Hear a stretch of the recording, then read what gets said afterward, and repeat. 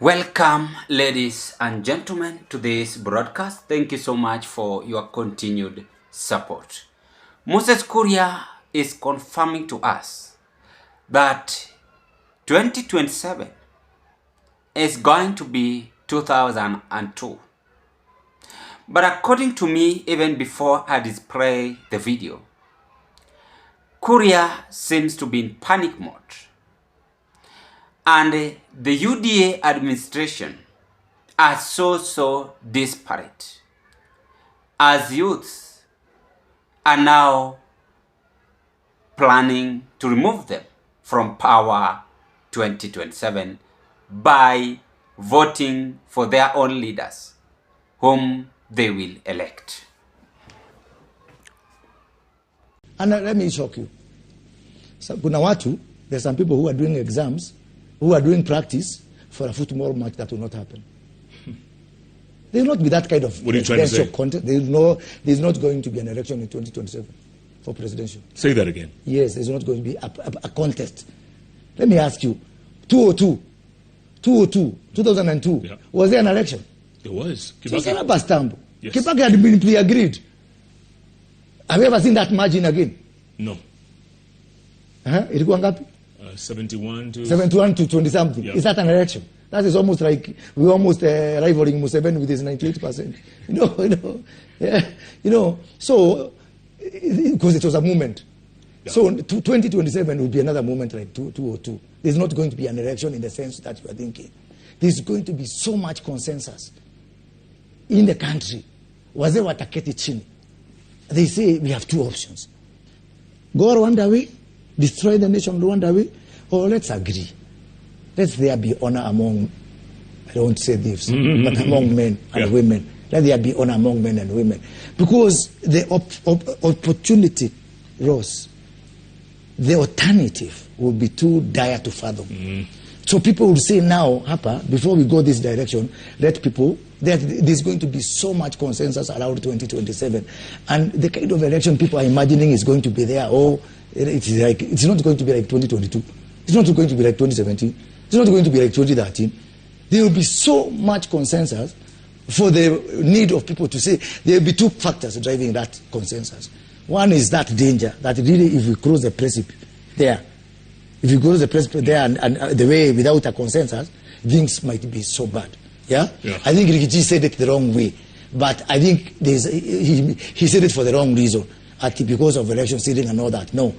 There's going the opportunity, the possibility of us jumping over the cliff if you don't manage 2027 right is more dangerous than 2007 and all these other things.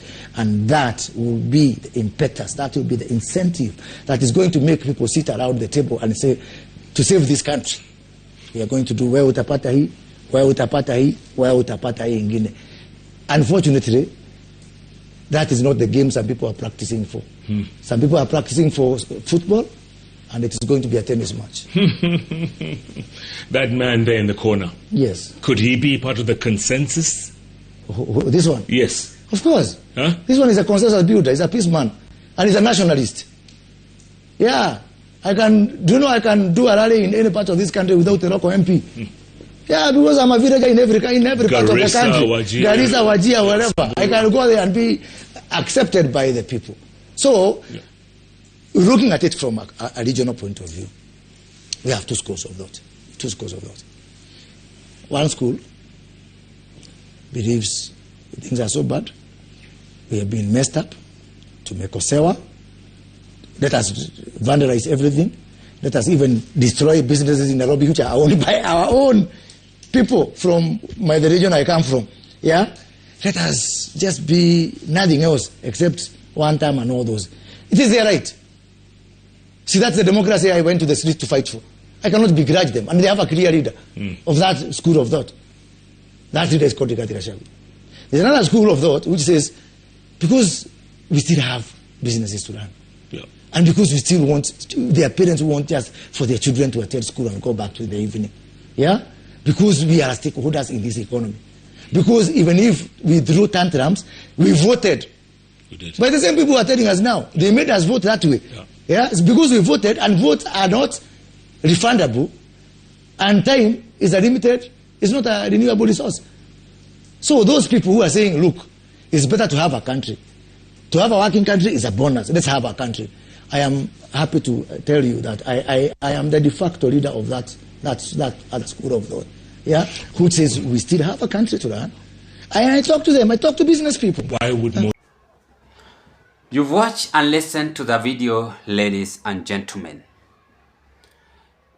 He has also gone to his own political observation by confirming to us that 2022, the youth of this country voted against Uhuru Kenyatta. And now he's saying that youth are also, Kenyans are also having their time to decide who is to rule them and who is not to rule them. He has flashed back the 2022 political movement. Let me tell you one thing, Moses Kuria. You are doing it wrongly. Yes, you have sensed the defeat. But I was expecting you to say that this 2027 election is going to be like 2022. Wembe ni ule ule. Those people who voted for William RUTO are the same people who are going to remove him. This is something which you should not go to school for you to learn. It is something which you ought to understand and know which way forward. But the truth of the matter is that there is a political revenge coming from innocent Kenyans who voted and had hope in this administration that if I give William Ruto a chance, it's going to help me. Now there is no that chance. The youth of this nation are angry. They are bitter. They are annoyed. And now they are saying whether Ruto like it or not, they are not going to allow him to retain his second term position unless he rig that election and protect himself with the government security types of security, Securex, whichever security position it will be, or the GSU or the any position. So that is what Kuria is forgetting about. Not 2007, not 2002. Not really. This election is going to be like 2022. The same. Wembe ni ule ule. Si Uhuru aliwaambia mfuate Raila, wakakataa. Sasa who is Moses Kuria convincing here? If these people walikataa kufuata Raila na wakakubali kuweka Ruto pale, mpaka Uhuru alishangaa. They are the same people who are going to do this way. Si Ruto amewanyanyasa. Si Ruto amefanyia mambo mabaya, hata bado anaendelea. Sasa wameamua, wewe tunataka kukuonyesha mambo. Hata kama utajaribu sana, we are going to ensure that you become one-term president. We are the ones making you to be in power. And we are also the one making you to be out of power. And that is what Kuria is forgetting.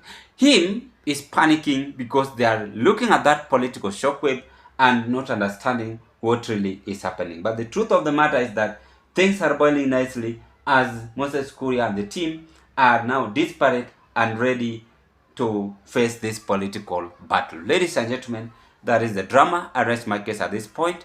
I wish you all the best. Thank you so much for your continued support. Bye-bye.